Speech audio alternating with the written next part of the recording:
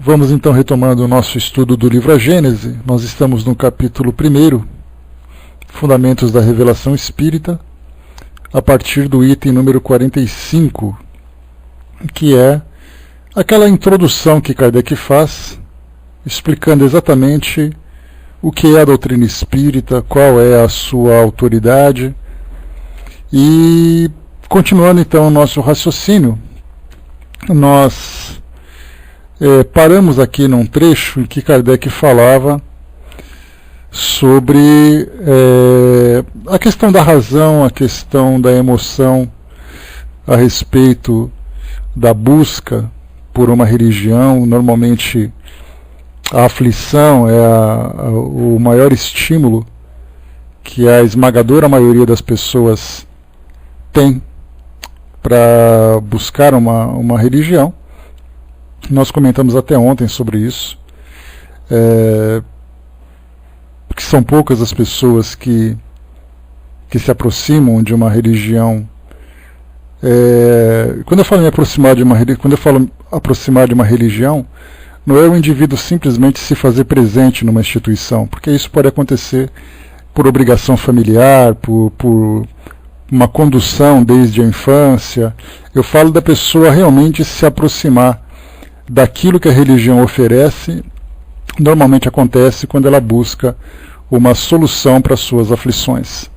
Então aqui agora a gente vai para uma outra linha de raciocínio que Kardec coloca para nós, falando sobre todas as revelações, as 3 revelações com as quais a humanidade teve contato no decorrer da sua história. Então ela diz para nós assim, 45, a primeira revelação estava personificada em Moisés, a segunda no Cristo, a terceira não o está em indivíduo algum. As 2 primeiras são individuais, a terceira é coletiva. Eis aí uma característica essencial de uma grande importância. É coletiva no sentido de não ter sido feita para privilégio de pessoa alguma. Assim sendo, ninguém pode dizer-se seu profeta exclusivo. Ela foi feita simultaneamente por toda a Terra, para milhões de pessoas de todas as idades, de todas as épocas e de todas as condições, desde a mais baixa até a mais alta na escala, de acordo com esta predição registrada pelo autor dos Atos dos Apóstolos. Nos últimos tempos, disse o Senhor, derramarei do meu espírito sobre toda a carne. Vossos filhos e filhas profetizarão, os jovens terão visões e os velhos terão sonhos. Ela não se originou de nenhum culto especial, a fim de servir um dia de ponto de encontro para todos. Aqui a gente tem colocações importantes, como a gente lembra de Moisés trazendo os fundamentos da religião hebraica e depois se transformando naquilo que foi o judaísmo. Depois nós tivemos Jesus trazendo um novo pensamento que acabou se formalizando no cristianismo, e depois dentro do cristianismo nós tivemos ali as diversas variações das religiões católicas, das religiões evangélicas, enfim, de todas aquelas que seguem o cristianismo como base, inclusive a própria doutrina espírita, e também, por exemplo, a Umbanda, que tem como fundamentos morais cristãos a sua base doutrinária. Nós lembramos sempre que quando se fala sobre essa diversificação dentro da religião cristã, porque quando nós falamos sobre estatísticas, no planeta hoje o cristianismo é visto como uma religião, o islamismo visto como outra religião, o judaísmo, o budismo e assim sucessivamente. Então hoje nós podemos ver o cristianismo como sendo a maior religião do planeta, a que tem o maior número de seguidores. Mas a partir do momento em que ela se divide entre religiões evangélicas e as religiões católicas, incluindo a ortodoxa e a apostólica romana, ela então cai para segundo lugar e a religião islâmica assume essa primeira posição. Mas como eu falei para vocês, essa questão das estatísticas é uma necessidade que nós temos de mensurar tudo aquilo que existe no nosso mundo. Nós precisamos medir, nós precisamos pesar Enfim, precisamos de números para podermos organizar o nosso entendimento a respeito daquilo que acontece no nosso mundo hoje. Mas esses números são muito relativos, porque quando nós falamos sobre adeptos de uma religião, nós não falamos necessariamente de pessoas que são adeptas, dessas pessoas que são adeptas, que cultivam de fato uma verdadeira religiosidade. A gente já falou a diferença entre religião e religiosidade. Religiosidade é um sentimento íntimo que liga a pessoa a Deus, não importa qual caminho que ela tem. E religião é o vínculo que ela tem com uma instituição que oferece orientações para que ela possa se aproximar de Deus. Então existe uma diferença significativa. Nós temos muitas pessoas que trazem uma religiosidade muito profunda sem necessariamente estarem vinculadas a nenhuma religião. Ao contrário, nós temos também muitas pessoas vinculadas a diversas religiões sem terem qualquer tipo de espírito religioso dentro dos princípios morais e também do próprio entendimento sobre o mundo espiritual. Então, quando Moisés trouxe a sua primeira ideia sobre um Deus único, uma base moral que sustentava essa relação do homem com Deus, falando também inclusive sobre a ira desse Deus, falando também sobre as punições para aqueles que infringissem de alguma forma aquela lei. Então ele conseguiu ali formar aquele primeiro corpo, aquele grupo religioso, para que pudesse, a partir dali, desenvolver as demais religiões, especialmente aqui no mundo ocidental. Jesus, então, trouxe também a sua nova ideia, formando também um outro grupo, um outro corpo, que, como nós conversamos, veio se subdividindo. E nessa terceira revelação, essa parte interessante, Kardec faz aqui uma citação sobre essa passagem do livro dos Atos dos Apóstolos, falando que nos últimos tempos derramarei meu espírito sobre toda a carne, vossos filhos e filhas profetizarão, os jovens terão visões e os velhos terão sonhos. Então, falando sobre exatamente essa relação mais estreita, mais íntima dos encarnados com o mundo espiritual, revelando essa nova realidade através da mediunidade. Quando se fala, por exemplo, profetizarão, visões, terão sonhos, nós falamos de fenômenos mediúnicos. E isso, claro, não é aceito hoje, porque se imagina que a mediunidade se manifestará de uma outra forma, pelo menos genericamente na nossa sociedade, mas as manifestações estão claras aí. Sobre os Atos dos Apóstolos, a gente lembra, só para trazer aqui uma pequena referência, ela é atribuída ao apóstolo Lucas, né? Ele não foi um apóstolo que teve contato direto com Jesus, tanto que no seu livro ele está relatando para alguém aquilo que ele ficou sabendo a respeito do nascimento de Jesus, da sua peregrinação, da sua vida como um todo. Então ele não foi um apóstolo que esteve presente com Jesus, ele simplesmente fez uma pesquisa e relatou. E ele então teve 2 livros importantes. O primeiro foi exatamente o seu próprio livro, o livro de Lucas, né, o Evangelho de Lucas, e ele teve esse segundo livro, o Atos dos Apóstolos. Então ele é o autor dessa obra, e ele relata principalmente o livro de Paulo e Pedro, se eu não me engano. Então ele fala o que esses apóstolos fizeram, mas de um modo geral o objetivo desses Atos dos Apóstolos era falar sobre a difusão do Evangelho desde Jerusalém, onde tudo começou naquela região, do Oriente Médio, até Roma, que foi exatamente para onde todo o cristianismo se espalhou. Então ele foi relatando as passagens e principalmente o efeito, né, para aqueles que estudam o Evangelho, os Atos dos Apóstolos, sob uma perspectiva evangélica ou uma perspectiva católica, eles entendem que exatamente mostra nesses relatos a ação daquilo que eles entendem como Espírito Santo na difusão desse cristianismo. Então, essa é uma passagem importante que fala sobre as manifestações que o mundo espiritual vai apresentar para poder se fazer presente, se fazer real.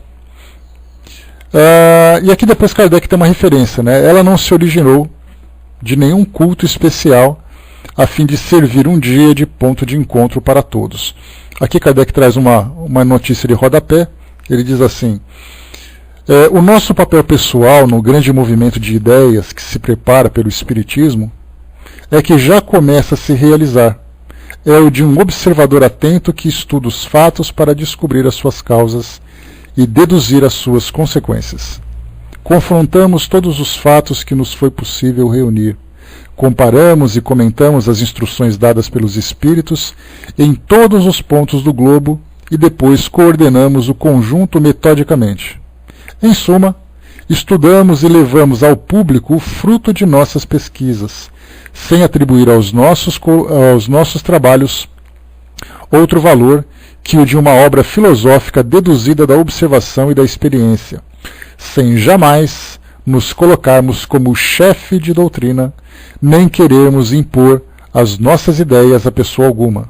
Publicando-as, usamos de um direito comum, e aqueles que as aceitaram, o fizeram livremente. Se essas ideias acharam muitas simpatias, é porque tiveram o mérito de corresponder às aspirações de um grande número de criaturas, mas não nos envaidecemos disso, uma vez que a sua origem não nos pertence.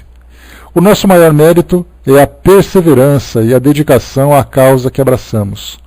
Em tudo isso fizemos o que outros poderiam ter feito como nós, razão pela qual nunca tivemos a pretensão de nos julgarmos profeta ou Messias e, ainda menos, de nos apresentarmos como tal.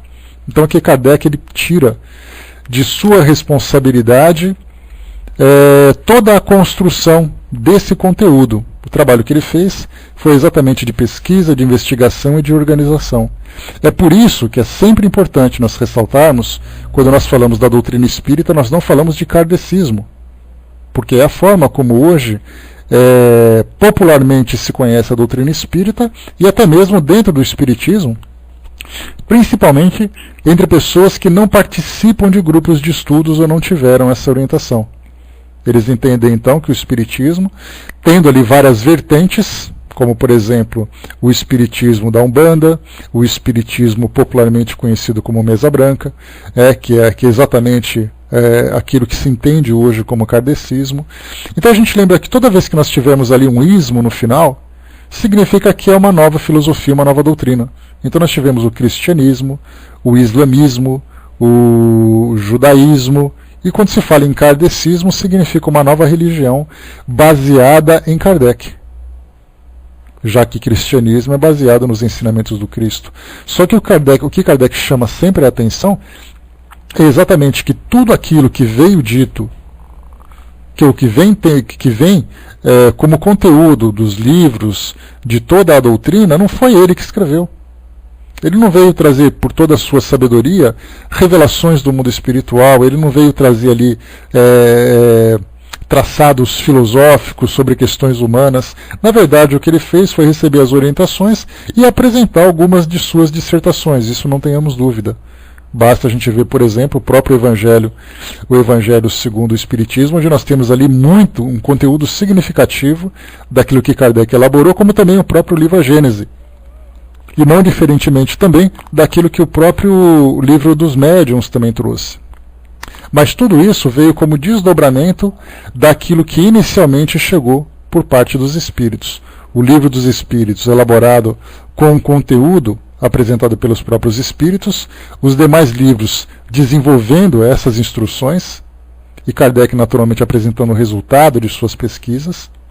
Se ele falava sobre, por exemplo, diversidade de mediunidade, ele trouxe para nós aquele conteúdo, para nós como sendo resultado das investigações que foram feitas. Né? Fristone, quando se fala sobre o livro que é o Espiritismo, eu considero um livro importante, mas nós podemos perceber que uma boa parte do que tem nele era algo relacionado com a realidade de Kardec. Então, tanto é assim que ele fala sobre debates que aconteceram naquela época, com pessoas da Igreja Católica, dúvidas com cientistas que tiveram naquela época. Então, na verdade, na atualidade, ele acaba se tornando um livro pouco interessante, porque você lê de alguma coisa que não é da sua realidade. A mesma coisa acontece, por exemplo, de algumas partes daquela primeira parte do livro, O Céu e o Inferno, que é a mesma coisa. Kardec fala sobre uma série de situações, ou uma série de dogmas que ele acaba analisando, trazendo inclusive trechos, né, de contestações e debates que ele teve naquela época. Para nós isso foge completamente, porque hoje nós não temos mais aquela resistência. Então, o livro que é o Espiritismo, ele é um livro interessante porque nós absorvemos uma parte significativa dele, dos debates, das ideias que são propostas e tudo mais. Mas ele acaba, pelo fato dele ter sido escrito, não para ser um livro eterno, para ser um livro imortal, vamos dizer assim. Ele é um livro contextualizado naquela realidade. Daí então, quando nós lemos hoje, né, a Revista Espírita já é diferente, porque ela tem muitas entrevistas, ela tem ali um conteúdo moral, que ele já não ele é atemporal, vamos dizer assim. Se você tem um artigo falando sobre o egoísmo, sobre o orgulho, esse texto ele é atemporal, ele serve para todas as épocas. Agora, na época do que é o Espiritismo, um bispo não sei da onde contestou porque escreveu um artigo e tal. Hoje os bispos já não escrevem mais isso. É algo relacionado com aquele período. Então tem muita coisa temporal que acaba perdendo a sua validade pelo fato de nós estarmos numa realidade diferente, num país diferente, num pensamento diferente. Agora, no caso da Revista Espírita, não, ela já é algo permanente pelo seu conteúdo. Algumas refutações que Kardec tem naquela época, isso até pode ser relevante e pode ser relevado por não ter tanta importância atual. Mas nós podemos colocar que 95% do conteúdo de toda a coleção da Revista Espírita é algo que para nós é extremamente valioso como objeto de estudo. Né? Então isso para nós é bem interessante. Então aqui nós vimos nessa questão, né, que Kardec trouxe para nós aqui sobre a forma como ele elaborou então a doutrina. E continua aqui para nós, item número 46. Deixa eu ver aqui... 46. As duas primeiras revelações, sendo o produto de um ensino pessoal, foram inevitavelmente localizadas, isto é, apareceram em um só ponto em torno do qual, aos poucos, a ideia foi se propagando. Mas foram precisos séculos para que atingisse as extremidades do mundo, sem o conquistar inteiramente. A gente pode fazer aqui uma comparação simples, imaginando assim que, por exemplo, é uma grande represa, que tem a água naturalmente, né? Aquela grande represa com aquela água calma, e de repente você quer lançar uma nova ideia. Você pega uma pedra e lança lá no meio da represa. E aí então essa pedra cai e começa a fazer ondas que começam a se propagar a partir daquele ponto central. Assim foi então aquilo que Moisés trouxe. Demorou séculos para que aquilo se disseminasse. Depois nós tivemos Jesus da mesma forma. Jesus lançou e aí então as suas ondas de ensinamentos começaram a se propagar. E normalmente essas ondas vieram de uma forma mais tendenciosa, principalmente para o Ocidente. Tanto que no Oriente nós temos ali como predominante, né, as religiões do Oriente, as religiões do Oriente Médio, o cristianismo com pouca influência comparado com o Ocidente, que é praticamente dominado pelo pensamento cristão. Então nós tivemos ali aquelas pedras, né, ou aqueles blocos filosóficos lançados no meio de uma represa, em épocas diferentes, no intervalo ali de aproximadamente 1.500 anos, e aí depois elas foram se propagando gradualmente. No caso da doutrina espírita, a gente pode fazer uma comparação diferente. Em vez de imaginarmos uma pedra sendo lançada no meio da represa, nós podemos imaginar a chuva, com gotículas caindo em todas as partes ao mesmo tempo. Então nós vemos ali que ela vai se espalhando como um todo. Ela não cria grandes ondas para poder se espalhar a partir de um grande representante. O que nós vemos são essas pequenas gotas em todas as partes, sem nada de especial. No sentido de ter um representante absoluto, um representante máximo nesse sentido. Fristone colocou, os países islâmicos dificultam o cristianismo, da mesma forma que o cristianismo também dificulta a proliferação dos países islâmicos. Na verdade, são duas religiões disputando espaço. Então não somos nós que prejudicamos a eles, nem eles que nos prejudicam. Todo mundo quer conquistar espaço de todo mundo. Aí a gente acaba vendo nessa disputa de religião, de conquista de espaço, uma disputa terrena, não uma disputa de valores espirituais. Já que, sendo religiões verdadeiras, todas as religiões partem das mesmas leis naturais. todo mundo sai perdendo no final. Porque, na verdade, nós estamos criando uma rivalidade no mundo físico, prejudicando exatamente a manifestação verdadeira do mundo espiritual. Então, nós tivemos, então, essa analogia que nós observamos agora, né, de vermos, então, aquela chuva se espalhando ao mesmo tempo por todos os lugares. E aqui Kardec fala para nós, a terceira tem sido de particular. A terceira tem isso de particular. Não sendo personificada em um indivíduo, surgiu simultaneamente em milhares de pontos diferentes, que se transformaram em centros ou focos de irradiação. Com a multiplicação desses centros, pouco a pouco seus raios se encontram, como os círculos formados por uma quantidade de pedras atiradas na água, de tal sorte que, em um determinado momento, acabarão cobrindo toda a superfície da Terra. Essa é uma das causas da rápida propagação da doutrina. Se ela tivesse surgido em um único ponto, se fosse a obra exclusiva de um homem, teria formado seita em torno dela, e talvez meio século se passasse sem que ela atingisse as fronteiras do país onde nascera, enquanto que, após 10 anos, já tem marcos fincados de um polo a outro.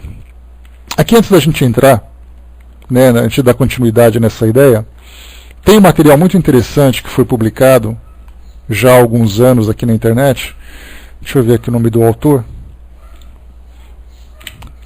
Ela foi publicada por alguém que eu não tenho aqui a identificação. Uma pena, porque mereceria todo o crédito pelo trabalho que fez. Mas o que aconteceu? Foi alguém que se deu ao trabalho de fazer uma investigação em toda a revista espírita, lendo todos os artigos ou pesquisando em todos os artigos publicados, em todos os livros publicados por Kardec, procurando por referências de instituições que participaram dessa colaboração. Então, por exemplo, no livro do Evangelho segundo o Espiritismo, nós temos ali um artigo publicado em Bordeaux, um artigo publicado em Paris, um artigo publicado em Lyon, enfim. Nós tivemos ali vários grupos que participaram. Isso porque nós lemos, naturalmente, só fiz uma referência daqueles próximos ali da França. Mas essa pessoa que fez essa pesquisa procurou, então, fez ali uma peneira, uma seleção de todas as referências institucionais nos livros da codificação. E ele encontrou, então, aqui, esse aqui é uma apostila, né, um livro que foi publicado, eu tenho aqui em PDF, depois eu vou disponibilizar para vocês lá no nosso grupo do Facebook, para quem tiver curiosidade em baixar. Chama-se Organismos Espíritas no Tempo de Kardec. Então, só para a gente fazer uma leitura rápida, isso Kardec coloca aqui nos últimos 10 anos, uma propagação de ponto a ponto, de polo a polo. Então, lançado em 1857 o Livro dos Espíritos, 1867, nós tivemos ali em 10 anos toda esse campo conquistado com essas novas ideias. Então ele tem aqui, lista dos 37 países onde o Espiritismo se fez presente no tempo de Kardec. Aí nós tivemos aqui, vou ler rapidamente para vocês para a gente não perder muito tempo. Europa, 18 países e 222 localidades. América, 8 países, 23 localidades, incluindo o Brasil. África, 5 países, 14 localidades. Ásia, 6 países e 9 localidades. Aí depois ele traz para nós aqui a lista das 268 localidades onde o Espiritismo se fez presente no tempo de Kardec. E aqui então ele lista tudo, né? Por exemplo, primeiro, Alemanha, Revista Espírita, novembro de 58. Revista Espírita, março de 61 e depois tal. Depois vem Bergsaben, na Alemanha. Depois vem, aí ele traz aqui as cidades, né? Karlsruhe, Alemanha. Leipzig, Alemanha. Wiesbaden, Alemanha. Províncias danubianas, Alemanha. Aqui no Brasil, a título de curiosidade, vamos lá aqui passar da da Europa, ele traz detalhadamente todas as cidades que foram citadas, né? Deixa eu ver aqui rapidamente. Grécia, Itália, Inglaterra, Polônia, Portugal, Prússia, Ucrânia, Suécia, Grécia, Holanda, Inglaterra. Vamos aqui acelerar para passar aqui. Está aqui, ó. Brasil, Revista Espírita, março de 61, janeiro de 67, Rio de Janeiro, julho de 64, Salvador, novembro de 65. Então tivemos aqui Rio de Janeiro e Salvador como sendo duas localidades que foram citadas por Kardec lá na Revista Espírita, né? Então nós vimos aqui 268 localidades. E quando se fala em localidades, nós falamos apenas da cidade. Ele não cita, né? Não é livros, é uma apostila, uma pesquisa que foi feita. Eu lanço para vocês depois, para vocês olharem, porque é muito interessante. Eu tive a oportunidade de fazer uma leitura calma, né, sobre todas as cidades, todas as revistas que foram citadas, e é bem curioso, bem interessante, né? A Rô colocou se eu tenho algum dado sobre isso atualmente. O que a gente sabe, Rô, que foi divulgado, é que existem 25 milhões de simpatizantes do Espiritismo no mundo todo. O Brasil como sendo o país com maior quantidade de espíritas, Cuba em segundo lugar, e nós falamos naturalmente em termos de proporção, população centros espíritas, essa pesquisa que foi feita. Depois Portugal vem em terceiro lugar, se eu não me engano, e aí depois vai se espalhando, né? Mas seria muito mais fácil fazer uma pesquisa no Conselho Espírita Internacional, lá no site do Conselho, porque lá eles têm essas informações sobre todas as federativas espalhadas pelo mundo. Então nós temos ali federativas na Holanda, na Bélgica, na Itália, Portugal, França, Espanha, enfim, vai se espalhando por várias regiões, né? Então, assim, eu sinceramente não tenho nada pesquisado nesse sentido na atualidade, mas, segundo as últimas informações que foram passadas pela Federação Espírita Brasileira, girava em torno de 25 milhões de pessoas declaradamente espíritas, né? Não somente simpatizantes. Então, como Kardec coloca, em 10 anos teve a oportunidade então de se espalhar por todas essas regiões. E isso já é significativo, né? Isso já é algo a ser levado em consideração seriamente. No Egito nós temos aqui, por exemplo, também. Muito bem, depois eu disponibilizo para vocês esse material, que é bem curioso ter isso guardado nos arquivos para pesquisas futuras, né? Se de repente você quer saber o que foi falado do Brasil, você tem ali a referência, vai lá para a Revista Espírita, faz uma pesquisa, vai encontrar lá. A gente teve, por exemplo, só para vocês se lembrarem, lá no livro Depois da Morte, Leon Denis teve contato com o Dr. Bezerra de Menezes, que era então presidente da Federação Espírita Brasileira. Tiveram contato por carta. Né? Então isso é muito bacana da gente ver assim, ver essas informações se tornando mais humanizadas, mais personificadas, né? E não simplesmente um dado estatístico. Mas muito bem, item número 47. Essa circunstância inédita na história das doutrinas dá à doutrina espírita uma força excepcional e um irresistível poder de ação. Aqui só fazendo uma ressalva, quando nós falamos sobre esses órgãos com os quais Kardec teve contato na sua época, não foi ele que entrou em contato com as instituições, foram as instituições que entraram em contato com ele. Importante ressaltar isso, porque vai dar a impressão de que a Sociedade Parisiense de Estudos Espíritas, sendo considerada o primeiro órgão espírita do mundo, e de fato o foi, oficialmente fundado, a partir do momento em que foi divulgada a sua existência, os demais grupos começaram também a entrar em contato, enviando comunicações, pedindo orientações para a organização, também começaram a se organizar como instituições, e aí então se estabeleceu uma comunicação oficial entre instituições e não entre pessoas. Então, vimos assim que não foi Kardec que começou a mandar emissários, a mandar sugestões para que os grupos fossem fundados. Os grupos mediúnicos entraram em contato com ele dizendo: nós existimos e nós temos esse material. E isso mostra que nessas 268 localidades naquela época, estão espalhadas pelos 5 continentes. Só não apareceu que Oceania, porque Oceania era ainda uma colônia que estava em processo de organização. tinha acabado de ser ali oficialmente conquistada, né, descoberta pela Inglaterra, então ela não era considerada uma nação, um continente, né, com nações, mas simplesmente uma colônia.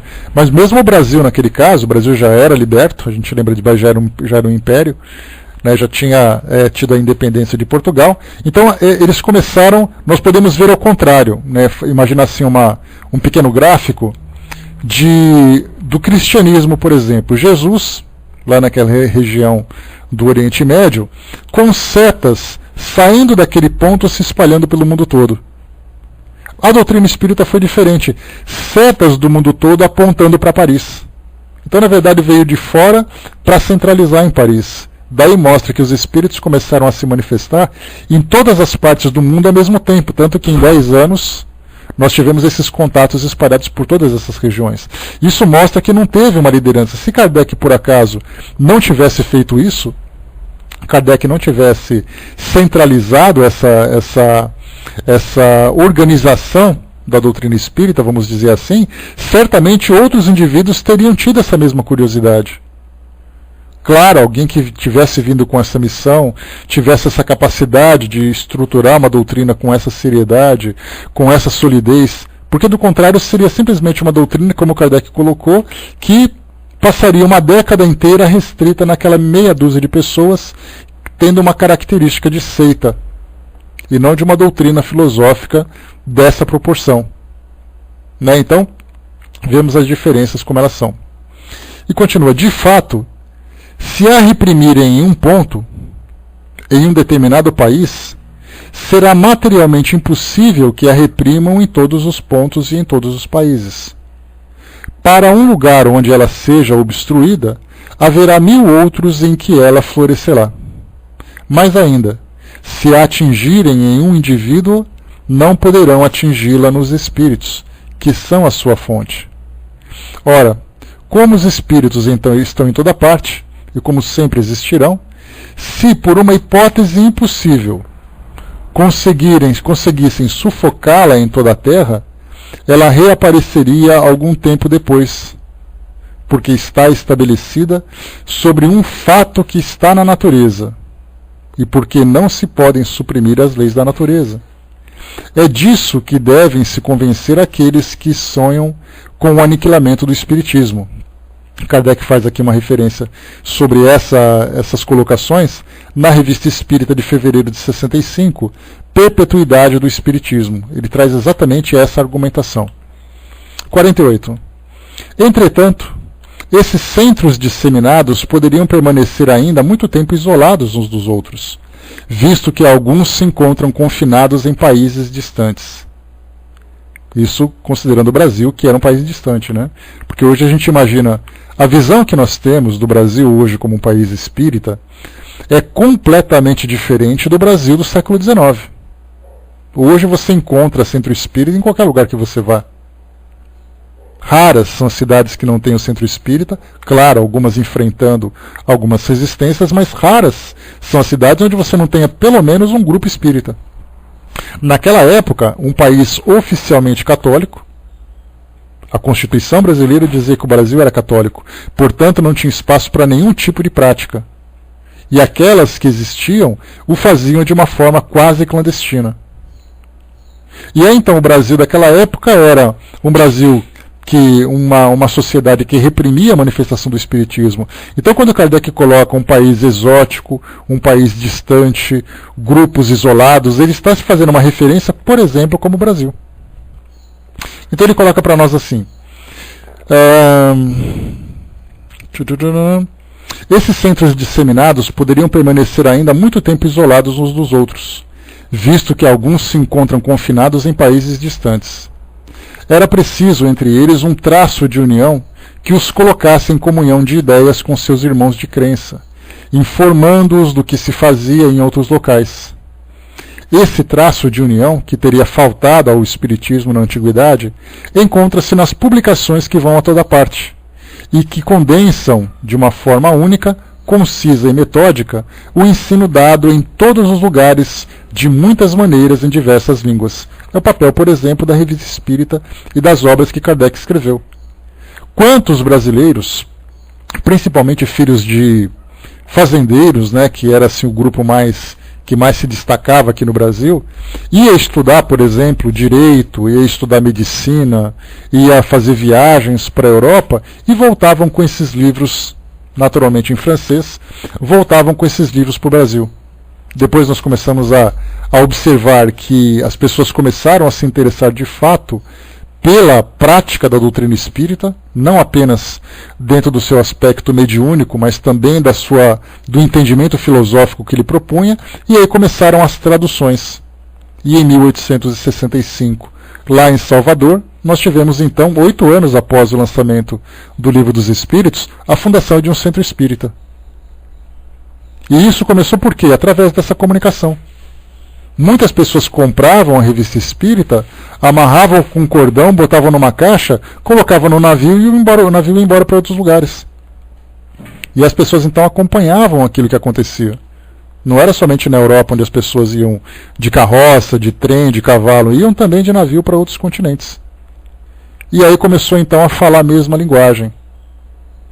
Começou-se então, através desse tipo de trabalho que Kardec fazia, a homogeneizar toda essa massa que começava então a fermentar pelo mundo todo.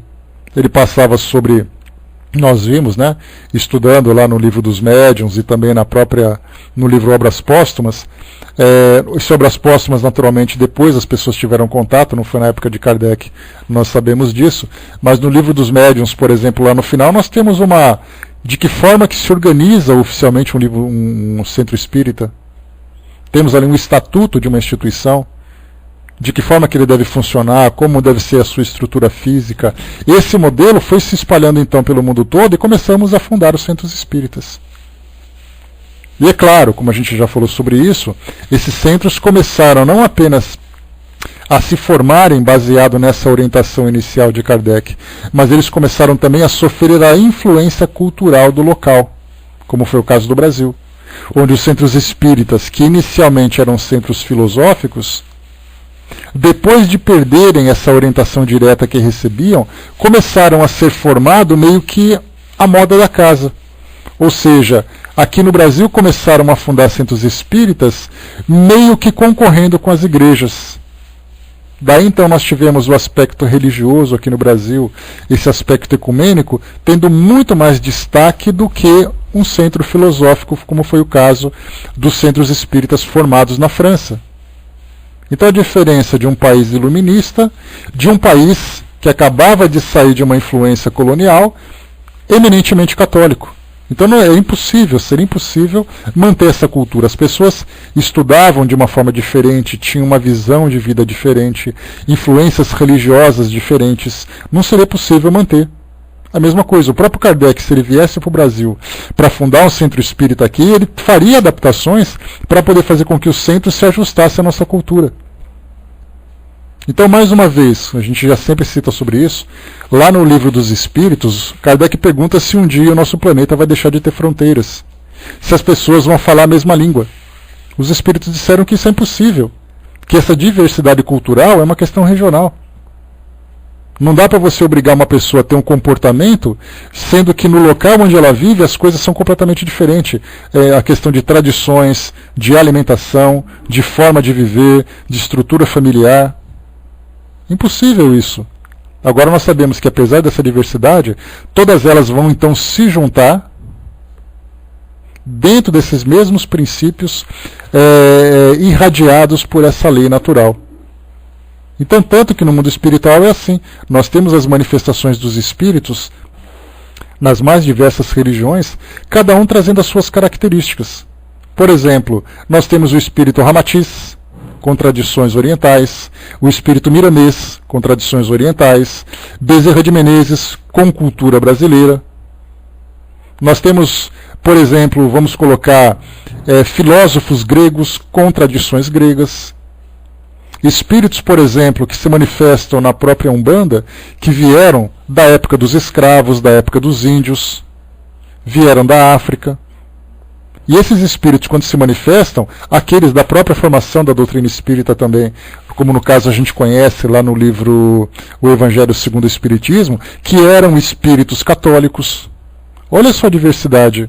A mesma diversidade cultural que nós temos aqui é a mesma que nós temos no mundo espiritual. A diferença é que no mundo espiritual, os espíritos já alcançando um grau de esclarecimento, já conseguem ter uma compreensão maior dessa realidade do mundo espiritual. Ela, sendo católica, seguiu esse pensamento junguiano. Mas ela traz, como o próprio nome diz, Joana de Ângeles, que é uma referência para a sua vida religiosa. A manifestação dela, a pintura que nós temos, é caracterizada como uma freira. Como é que a gente vai dizer assim, Joana de Ângeles, põe na sua cabeça que você não é mais freira? Será que ela não sabe disso? Obviamente que sim, mas é uma questão do quê? De tradição. De cultura. As pessoas não têm intenção de ficar uniformizada. Essa variedade de preferências, de tendências, de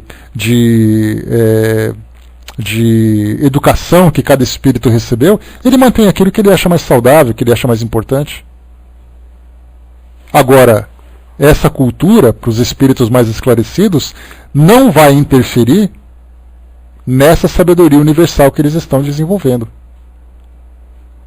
Vamos em frente. 49. As duas primeiras revelações só podiam ser o resultado de um ensino direto. Elas deviam se impor à fé pela autoridade da palavra do Mestre. Mestres, nesse caso, Moisés e Jesus.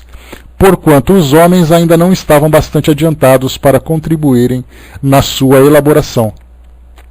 E aí nós podemos lembrar, por exemplo, na época de Moisés, quando ele lançou esses novos ensinamentos, ele lançou também leis que pudessem reger aquela sociedade, uma sociedade atrasada, primitiva, violenta, movida pelo instinto, pela sensualidade, pela viciação. E aí então ele veio trazer pelo medo, pela imposição. Jesus já teve que enfrentar barreiras políticas e sociais para trazer um ensinamento que falasse sobre a unidade da sociedade, todos irmãos, todos iguais, mas já não mais por aquela violência, aquela punição de apedrejamento. Até hoje, é impressionante como as pessoas pegam esse trecho principalmente do livro Deuteronômio, que é ali um livro de leis que tem no Pentateuco bíblico, nos primeiros 5 livros do Antigo Testamento, em que as pessoas pegam ali referências que falam que os necromantes, lembrando que necromante é uma referência das pessoas que falavam com os mortos, que os necromantes deveriam ser expulsos e apedrejados. Algo que foi dito há 3.200 anos e até hoje utilizam esse argumento. E nós chegamos até a falar sobre isso no nosso último encontro aqui do livro A Gênese, que a ciência evolui, mas as religiões não evoluem. Porque o pensamento fica estagnado no momento em que ela foi criada, sem se dar conta dessa questão de ajuste cultural e temporal. Então Moisés, naquela época, ele teve a necessidade de fazer uma imposição para poder regrar uma sociedade que começava a se fundar numa religião monoteísta. De fato, não era uma questão de tribo, já era uma cultura, uma civilização que começava a se formar.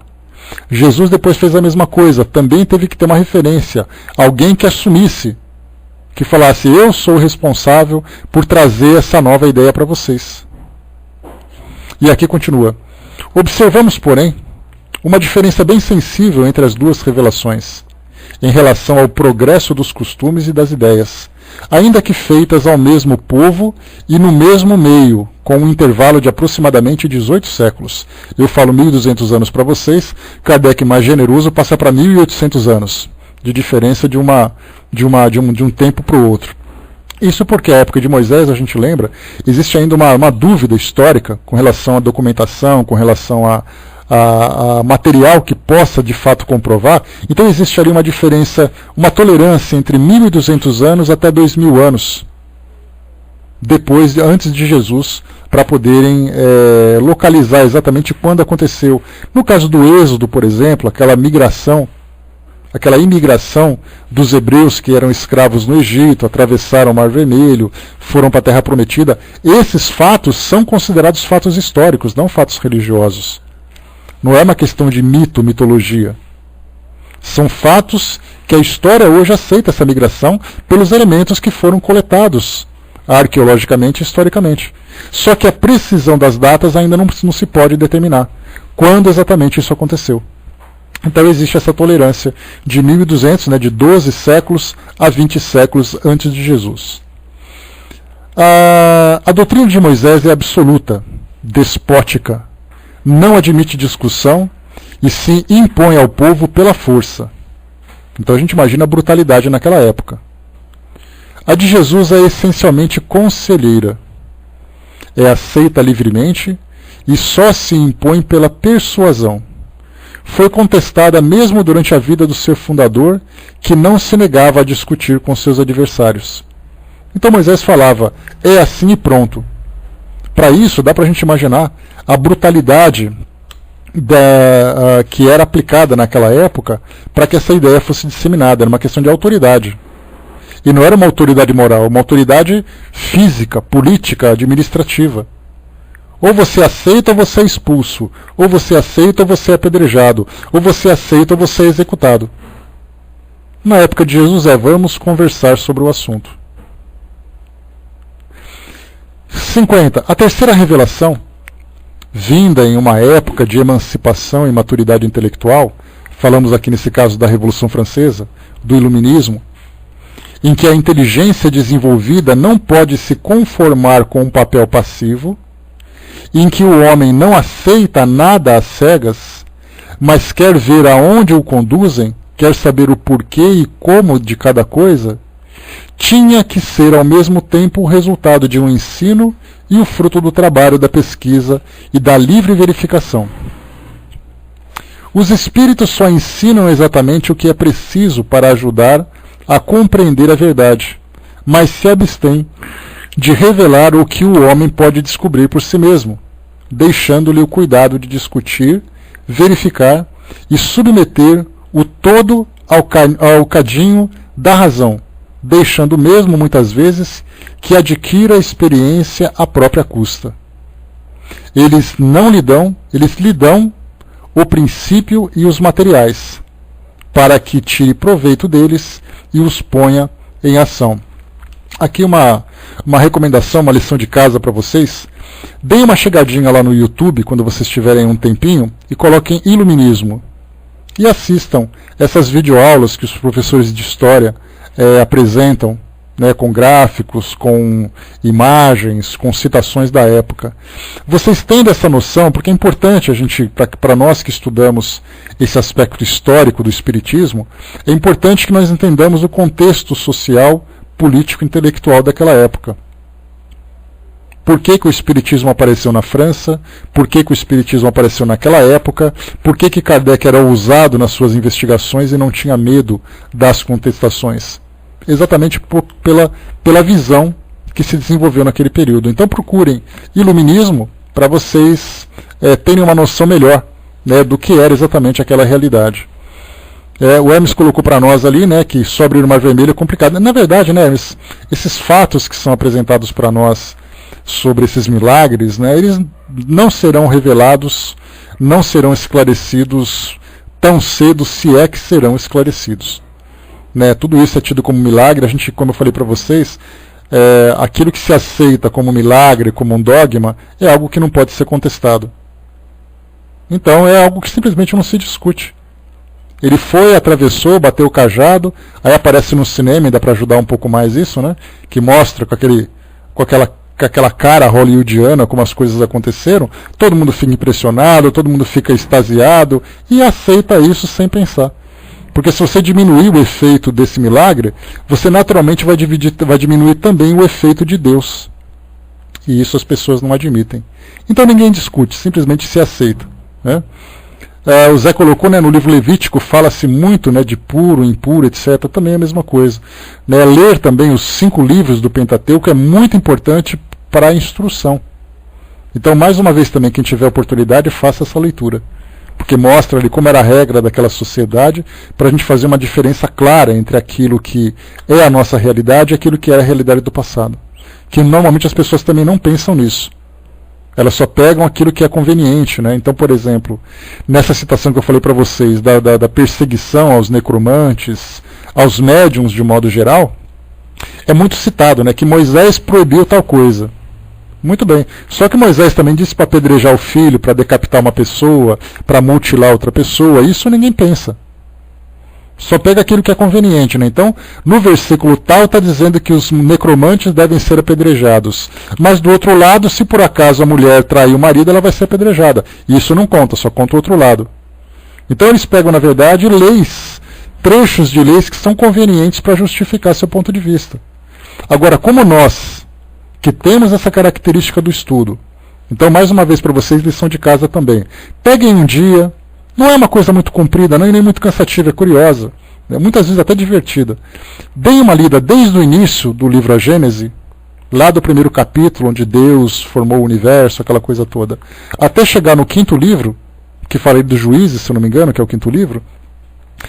Nós temos ali uma sequência histórica dos eventos e daquela realidade. Então nós temos que entender qual era a realidade de Moisés, qual era a realidade de Jesus, falando sobre o Império Romano, falando sobre o domínio romano lá na região do Oriente Médio, e qual era a realidade da doutrina espírita. Nós falamos das 3 revelações, mas nós não estudamos as bases onde essas 3 revelações surgiram.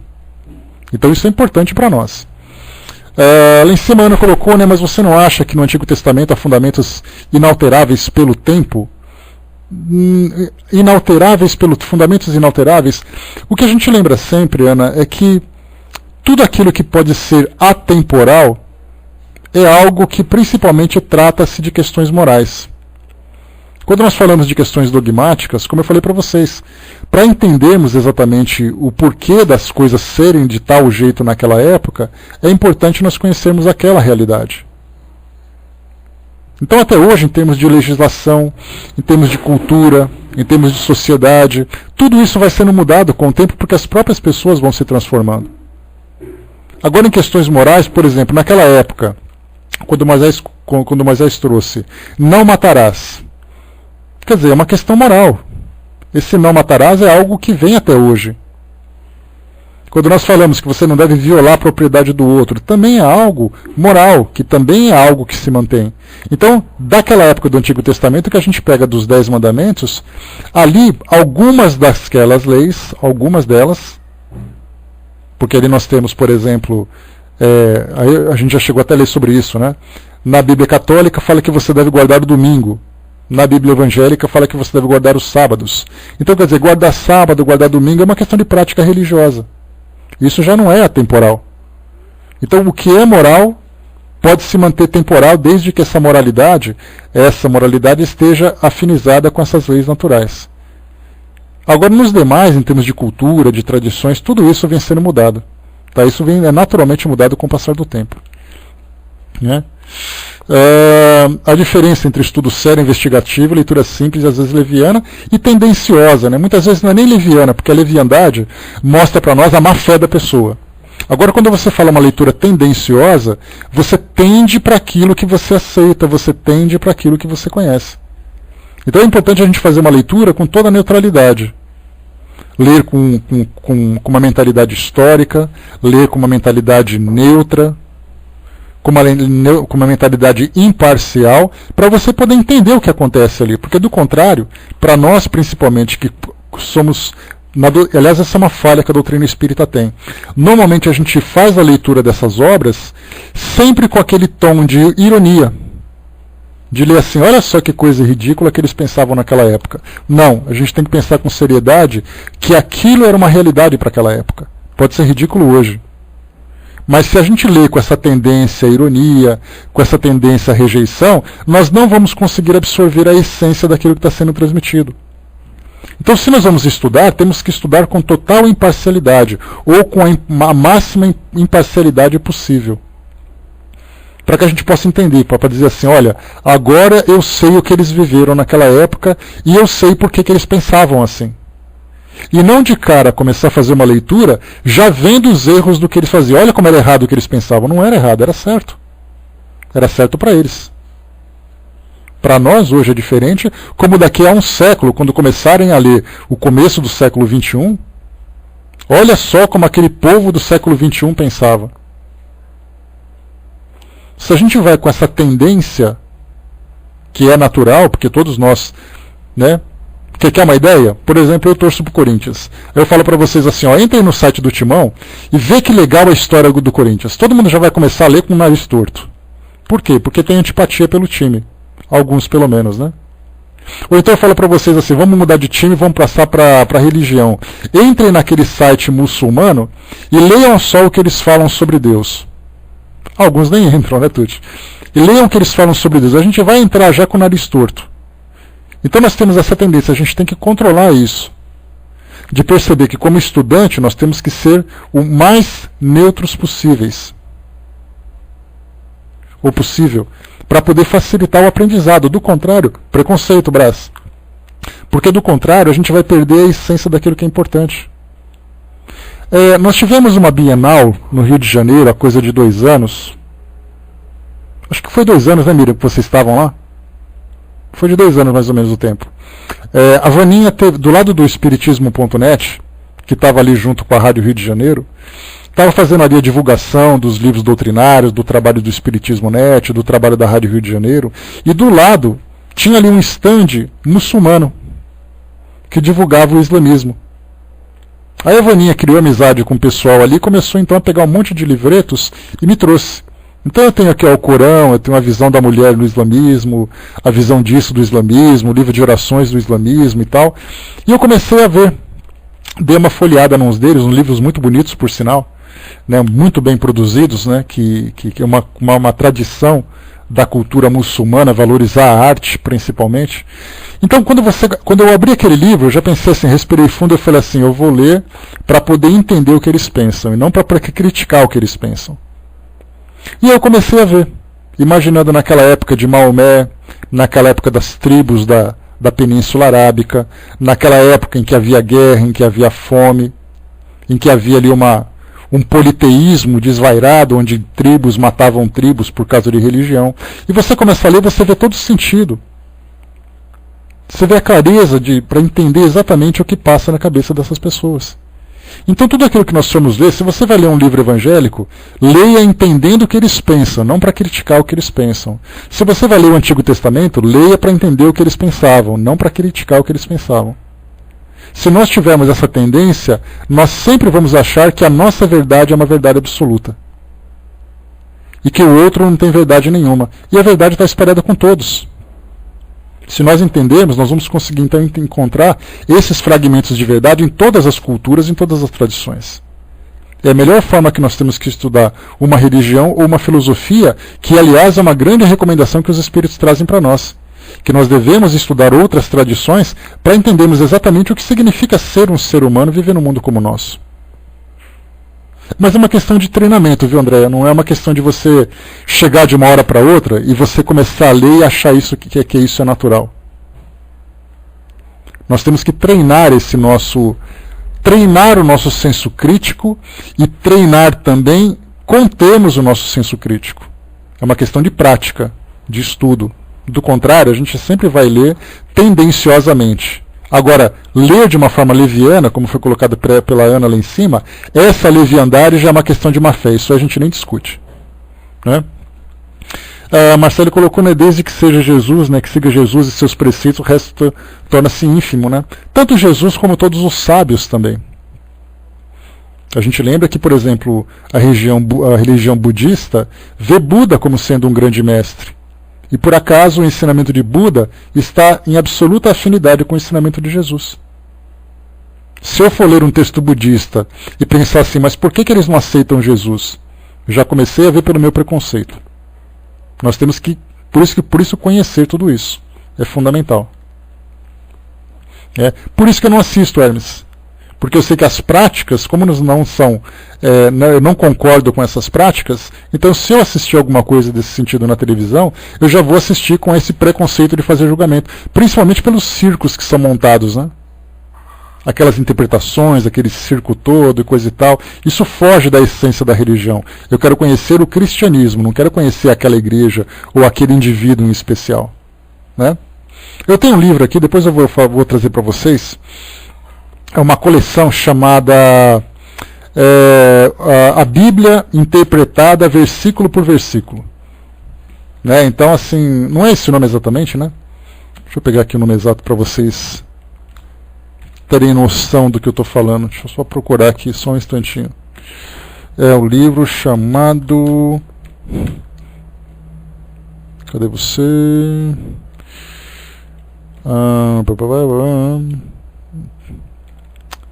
Bíblia Interpretada, versículo por versículo.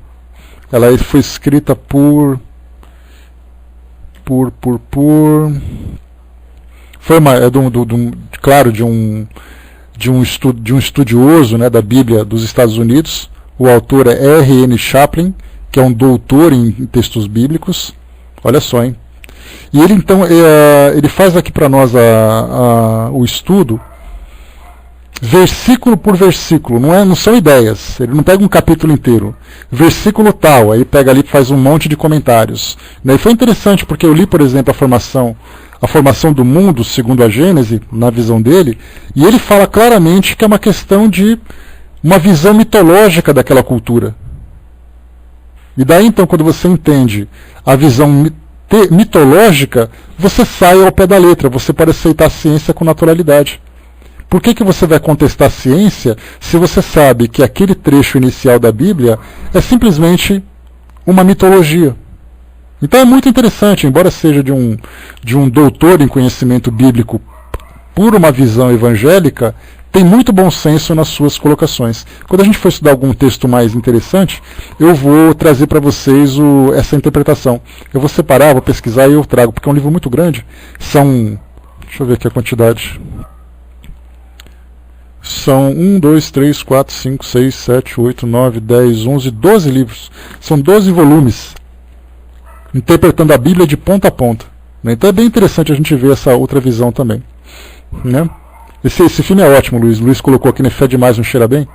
Lembra de charlatães, né? Daquelas igrejas itinerantes nos Estados Unidos. É muito interessante. Vale a pena assistir essa comédia. Vamos em frente então, pessoal. Deixa eu voltar aqui para o nosso texto. Muito bem. 51.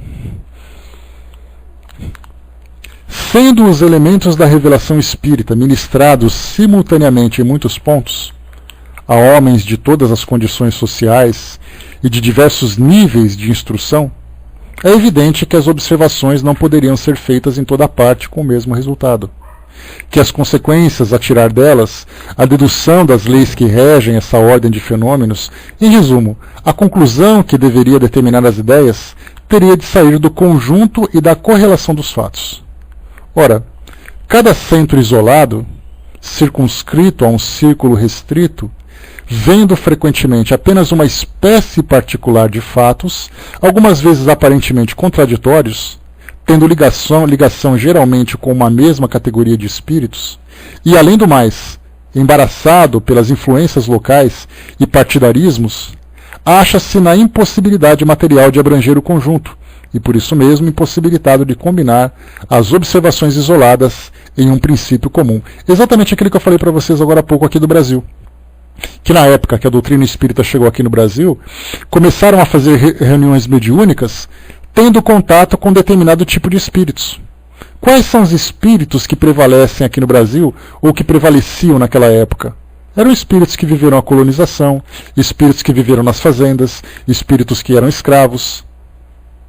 Então o nosso contato aqui do Brasil, as informações que nós tínhamos no mundo espiritual, eram informações que vinham desses espíritos, diferente de filósofos e apóstolos que se manifestavam lá na França.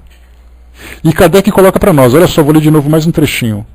Ora, cada centro isolado, circunscrito a um círculo restrito, vendo frequentemente apenas uma espécie particular de fatos, algumas vezes aparentemente contraditórios, tendo ligação geralmente com uma mesma categoria de espíritos, e além do mais, embaraçado pelas influências locais e partidarismos, que era aqui no Brasil.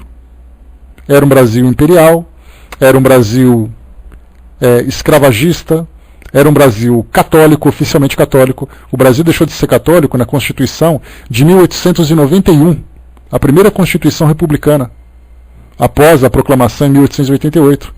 Até ali o Brasil era obrigatoriamente católico. E aí vem uma doutrina espírita falar com espíritos numa casa que só tem católico. Então, por isso, acha-se na impossibilidade material de abranger o conjunto, e por isso mesmo impossibilitado de combinar as observações isoladas em um princípio comum. Então era difícil encaixar, a princípio, o espiritismo no Brasil no espiritismo da França. E por que essa dificuldade? Por causa dessa diversidade. Então, na verdade, aqui no Brasil, a doutrina espírita se adaptou a essa realidade, tentando se manter fiel às orientações filosóficas iniciais, mas impossível de resistir à influência local. Em uma palavra, deixa eu ver aqui, não. Cada um apreciando os fatos sob o ponto de vista dos seus conhecimentos e crenças anteriores, ou da opinião particular dos espíritos que se manifestam, logo surgiram tantas teorias e sistemas quanto fossem os centros, e nenhum poderia ser considerado completo, por falta de elementos de comparação e avaliação. Em uma palavra, cada um se teria imobilizado na sua revelação parcial, acreditando deter toda a verdade por não saber que em 100 outros lugares se obtinha mais e melhor.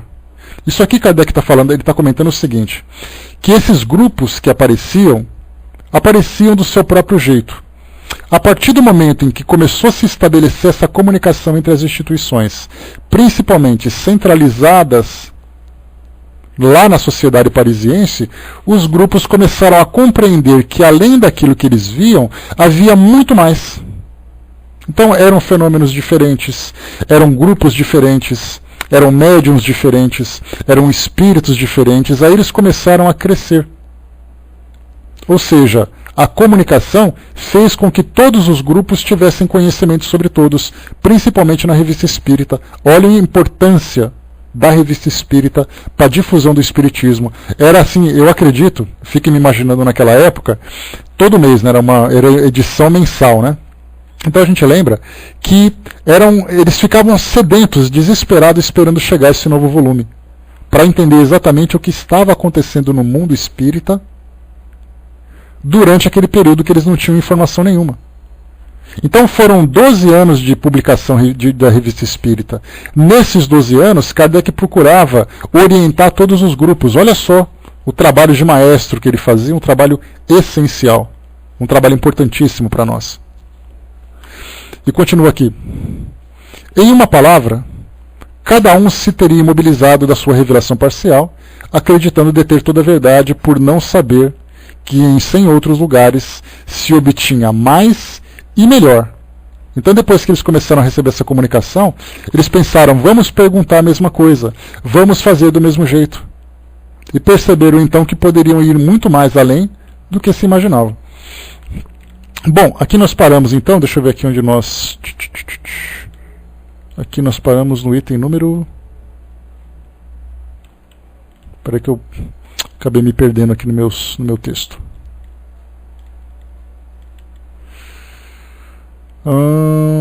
Onde que eu estava, meu Deus? Peraí, 51... Tá, parei no item número 51. Então a gente vai parar por aqui. Deixa eu ver o que nós temos aqui nesse trecho. Esse aqui é um pouquinho grande. Eu vou deixar para o nosso próximo encontro na semana que vem. Então nós paramos no item número 51, vamos para o item número 52. Tá? Então o que nós vimos até agora foi exatamente... Tá, eu vou passar agora. Acabando aqui eu já mando para vocês. O que nós vimos então agora foi exatamente essa época, fazendo uma comparação das 3 revelações. Tá? Então lição de casa para vocês. Fazerem a leitura, assistirem a um vídeo sobre o iluminismo, lá no YouTube. Esses vídeos são de 5, 10 minutos, são coisas rápidas, tá? Então não pensem que vão perder tempo. E depois, quando possível, vocês irem digerindo os 5 primeiros livros do Antigo Testamento, tá? Que nós temos ali na sequência, que é a Gênese, o Êxodo, Deuteronômio, Levítico e Juízes, se eu não me engano. Eu acho que... Será que é Juízes? Confirme para mim, por favor, se esses são os 5 livros mesmo. Eu acho que não sei se Juízes fazem parte do Pentateuco também. Estou na dúvida desse último. Mas os 4 primeiros são esses mesmos. Então, leem, se possível, Números, obrigado. Então sai Números, sai Juízes, entra Números. Então esses 5 livros são importantes para fazermos a leitura, para entendermos essa questão das revelações.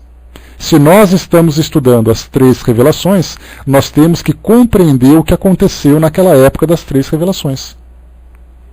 Tá? Então é importante para nós. Já na questão da época de Jesus, nós já temos bastante... Qualquer Bíblia judaica, só para ter uma visão geral.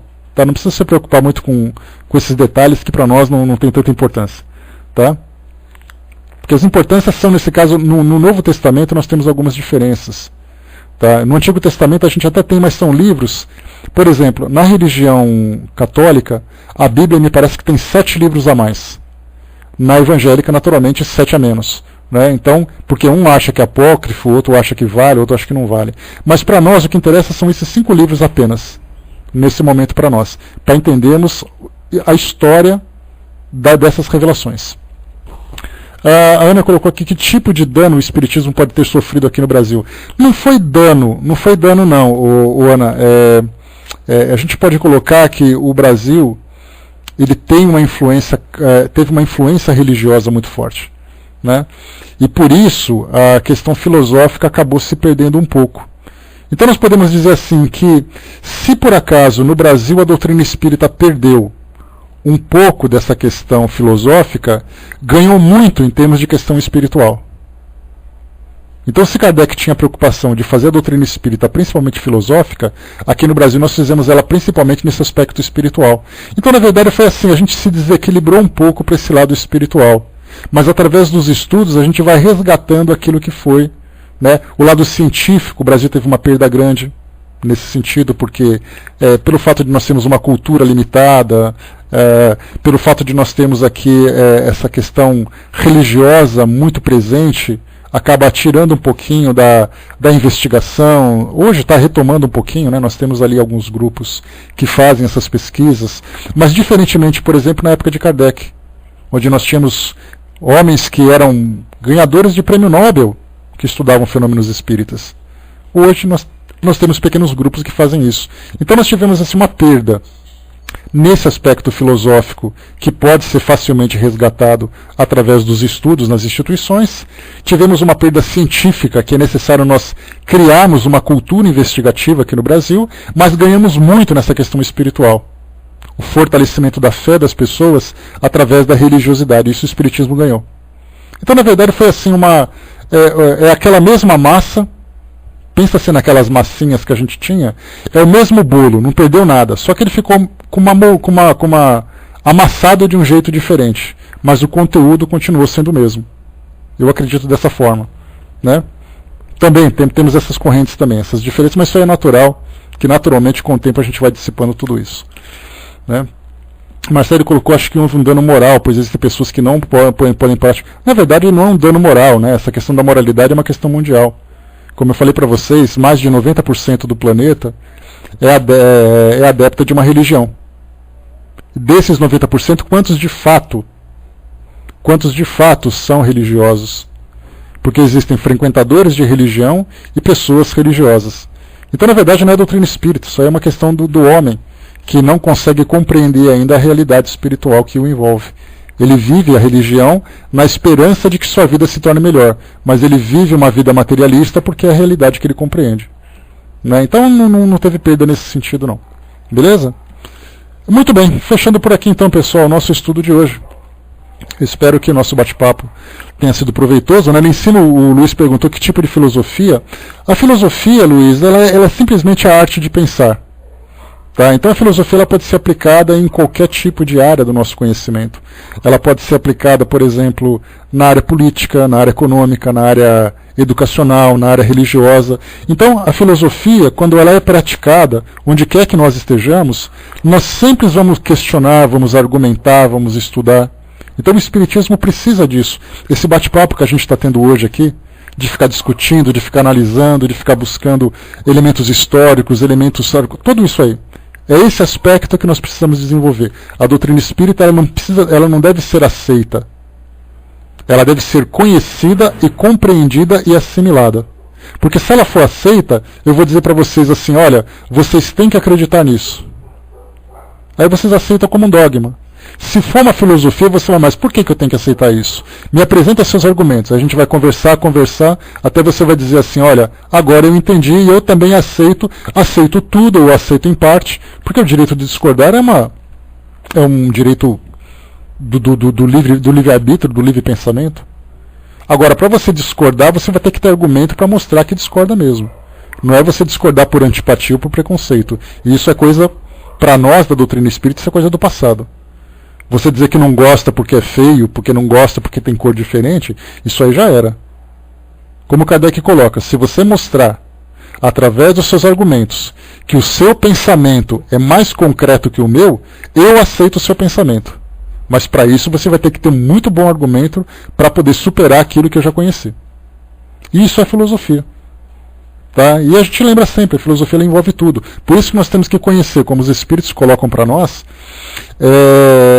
eles colocam para nós que nós temos que ter essa visão ampla, de conhecer todas as filosofias espiritualistas, de conhecer todas as crenças das pessoas, para que você possa falar sobre a sua.